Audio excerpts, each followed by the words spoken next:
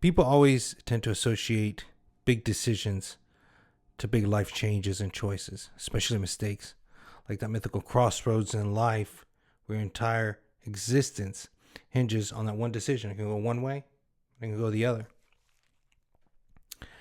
I find it's innocent, almost insignificant choices that can snowball into having the biggest impact in your life, often leading you into a corner where you find yourself you don't really have a choice anymore because of everything that led up to it.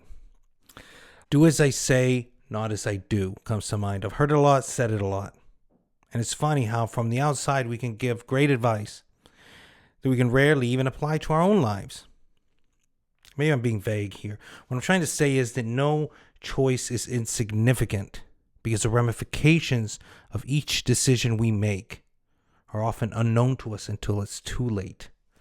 And as noble as the feeling of wanting to turn back time and do everything over again, it's just that it's a wish, something that cannot be.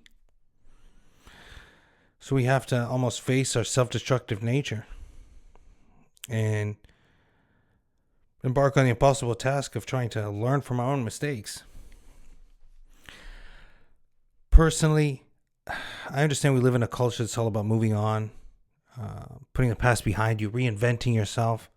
But I often find myself frozen when it comes to the most trivial of options. Now, the big decisions, I'm okay with those. I can make those easily. Probably because I feel like in a lot of ways they've been made for me by all those small decisions that led up to that moment. And now I'm somehow just a passenger in my own life's journey. It's action and initiative. The only ways you can really take charge of your own life. I'm going to use all kind of things as crutches to stay in place. Things like skepticism, cynicism, even religion. I'm saying there's anything bad with religion, but it's often used to just as an excuse, right? To not change your life. Like everything is just, this is God's will. This is how it goes. So I'm just going to accept it instead of trying to change it.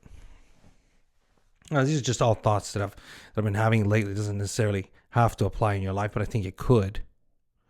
I was reading the other day that it takes only 60 days to like make a big change in your brain, like re-imprint a new routine, a new pattern, make something that was unknown and unfamiliar familiar. So if you do something new every day, for example, working out or doing something, after 60 days it becomes normal. It feels familiar again, and it's very hopeful.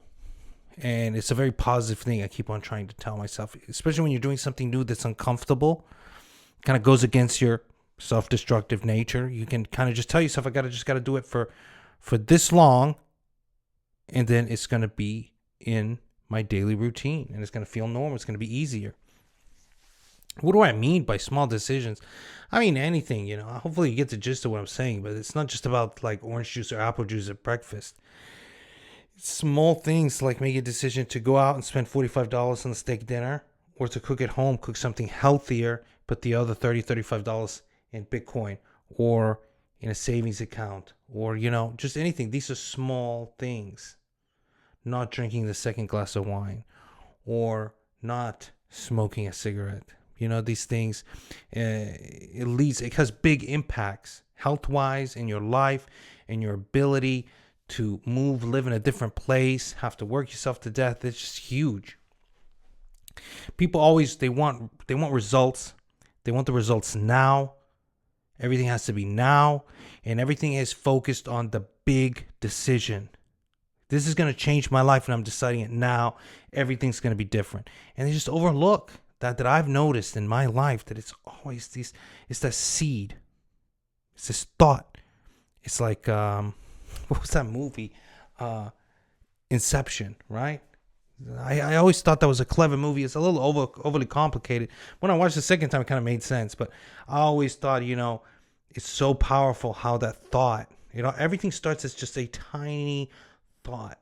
And we're so highly influenceable too. Like, it's kind of crazy to think how easily influenced we are. And you put all that together and it's just that one thought, that passing thought that suddenly gets watered, gets fed, and it grows into an idea. And then suddenly these little small decisions you make, and suddenly you're like, what the hell did I do? It can have such a big impact in your life. It can lead you to the point. Think of like wars. You know, think of like crazy people like Adolf Hitler and shit like that. Maybe it's a bad example, but I'm just saying, like, so many of the smallest life decisions led to have such a big impact, not only in his existence, but in the world. Now, I'm not saying everybody's decision to make, apple juice or orange juice is going to impact the world, but it will definitely could impact your entire life, as an individual in a huge way, and your family, 7 degrees of separation, right? So find comfort in that. 60 days. That's all it takes. 60 days to change your life, right? Or 60 days to have an impact, to have a consistent long-term effect, and something that you can do easily. People start things, they're like, it's so tough to do this now. But it's like, do it every day for 60 days. Anyway, just a thought here. I try to philosophize about things, being that I'm stuck here, and try to, just connect the dots, try to make improvements in my own life. There's always room to improve. Speaking of improvement, the economy and everything that's going on now. I think a lot of people have seen their portfolios, their 401ks, their retirement, whether we're talking about crypto or we're talking about traditional stock market, they've seen that depleted. And they're wondering, is this depletion, is this going to continue? It's going to be 6 months, or is it going to be just 1 month? It's going to be a few weeks. When is it going to create a recession? I don't know. But what are some of the investments and things that could really, surely benefit from this uncertainty? And I don't mean to try to say you got to profit off tragedy, stuff like that. I'm not. But there's nothing wrong in identifying opportunities in the market and seeking them out. Some I took from a few different articles. Others I was thinking about myself, actually. Some of the ones I was thinking about myself were like Amazon and Campbell and Netflix. Netflix started off really strong in the previous years. It's had a little bit of uncertainty, but I think the main things past year hasn't done as well is because they're investing a lot of money, creating their own series that costs money. But there's still the big dog. You have Hulu, you have Amazon, you have all these competitors, but Netflix is the industry standard. So during this time, people are going to spend more time at home. Netflix, it's a key element there. Amazon, because more people are ordering on Amazon, you can't even leave the house. Just think of the sheer volume of money that's going to pour into Amazon, right? And once you start a trend, it carries. So like I said, with patterns, you start Amazon on Amazon, you see how fun it is, you see how easy it is. Then you see, things are restored. You can go to the store, but a lot of people are just going to be comfortable then with Amazon and use it more. So, another thing, Campbell Soups, I said, because of, food shortage and canned goods, it's bound to go up 100, 200% based on, I'm just talking about revenue alone. Okay. I'm not talking about price projections, but these are three that have gone up. I could be since February. So just to give you an idea, these have had a pretty big impact. Now, if you want to talk about more specific to the issues we have in here, I have, some stocks. Regeneron Pharmaceuticals, REGN is the symbol, so up 30% since February. Gilead, GILD is the symbol, up 27%. Also Clorox, obviously Kroger. This, you can look at any grocery store chain, really. Rollins, Jack and Henry Associates, Akamai Technologies. These are all tech and things that have been impacted by the events that have been unfolding and that have been, having a higher demand, higher profit margins off that. The pharmaceutical companies, obviously Clorox, Gilead, and Regeneron Pharmaceuticals, these are all that handle either the mask section of, or, household goods, disinfectants, also have government contracts doing the masks and different stuff like that. So if the recession happens, like within, these months, this is opportunities. It's opportunities. These businesses, they're not going to have a drop in price after these issues. It might go back to normal, but you still have offset some losses. Just some thoughts there. Cryptocurrency, actually, I think is going to return to normal, especially if we can get these stimulus checks, and a lot of governments are giving some sort of financial compensation to people that have been left out of work, especially like Australia, the UK, in the US. I think we're having forced PTO, kind of sick leave, part-time off, that people who are full-time employees and hourly employees will be getting paid if they're at home due to the shutdown. Also, we're going to have like some sort of stimulus package. Could be $1,000, could be $2,000. We don't know within the next week. I think a lot of people are going to be turning that money into crypto, at least individuals who are, involved in the cryptocurrency market and technology, blockchain, and all that kind of stuff. So these are very promising things.